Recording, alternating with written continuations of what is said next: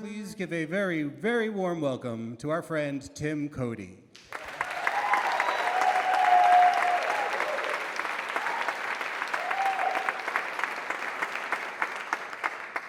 For 5 days in August in 2017, a Hollywood movie filmed scenes at my house.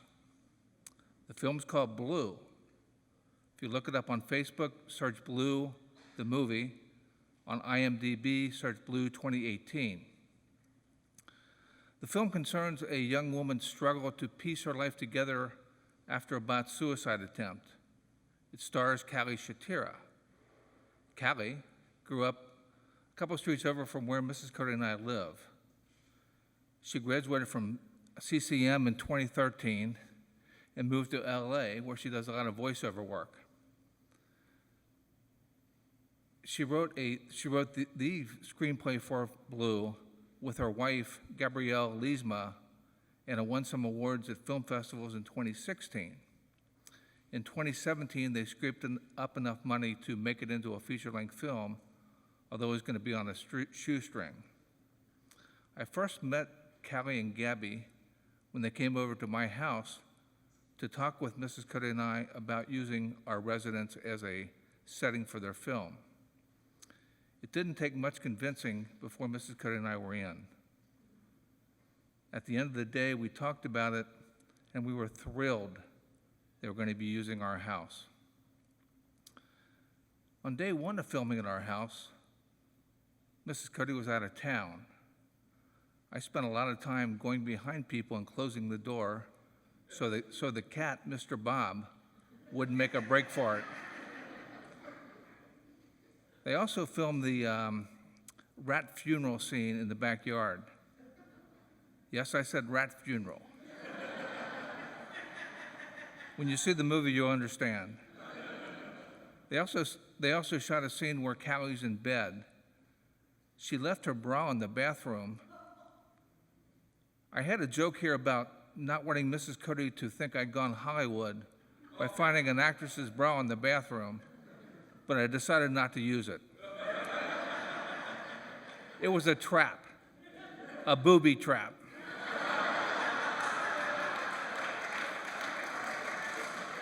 At the end of the evening, Mrs. Cody and I talked about it, and we were happy they were going to film the movie at our house.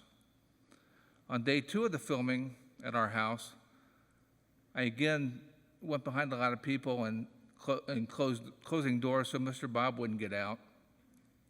I also had to come out of my office a lot where I was working on the phone to quiet people down between takes. A film crew makes a lot of noise between takes.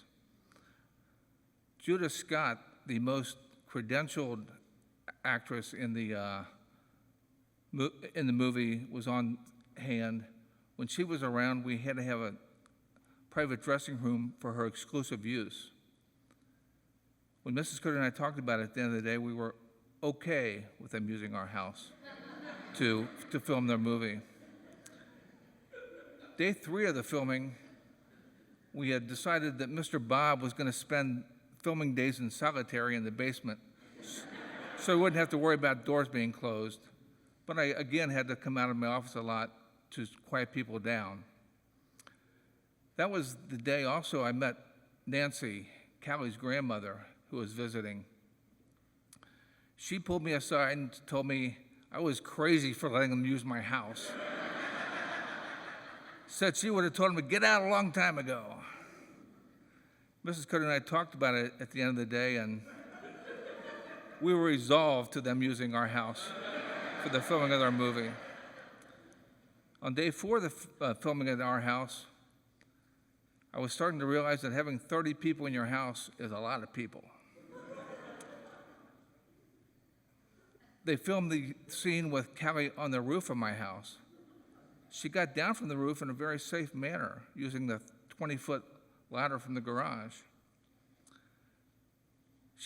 When she got on the roof, apparently nobody knew about the 20-foot ladder in the garage because she used a 6-foot ladder.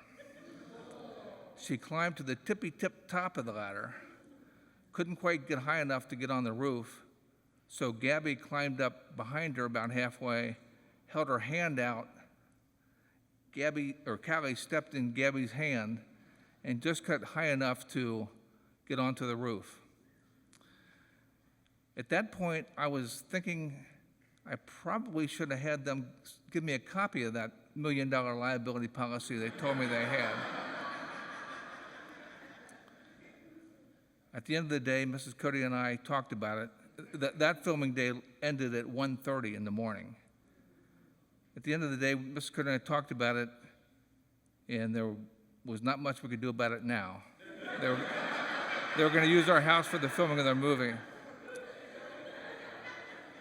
On the 5th day and final day of filming, it was going to be the final day at our house. It's going to be the final day for filming of the movie also.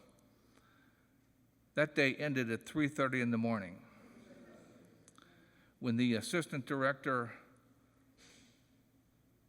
said, "That's a take, filming on the movie Blue is complete," there was a round of applause to the house. And when that died down a little bit, I was reflecting on what Nancy had told me, and I said, "Now get the fuck out of my house."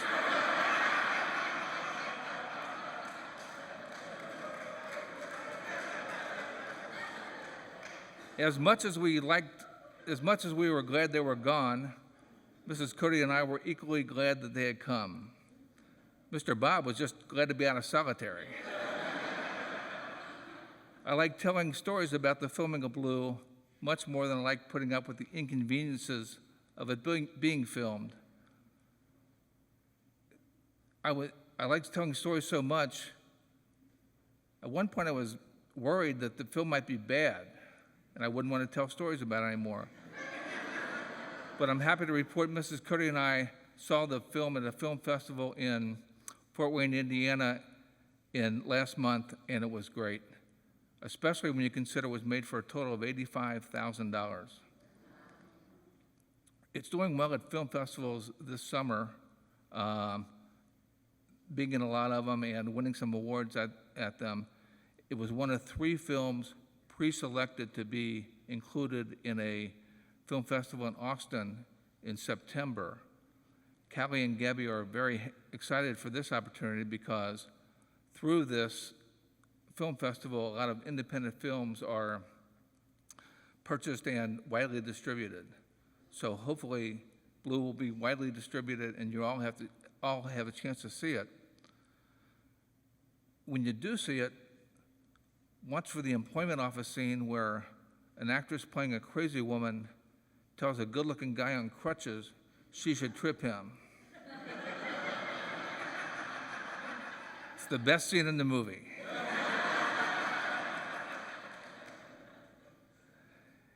If it's not widely distributed, Mrs. Cody and I have decided that we'll rent out Memorial Hall and have a public showing of our copy of the movie, so everybody will see it.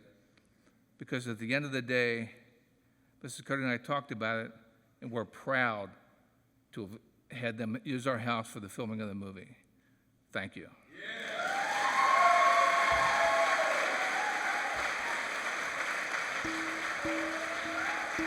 Here for it.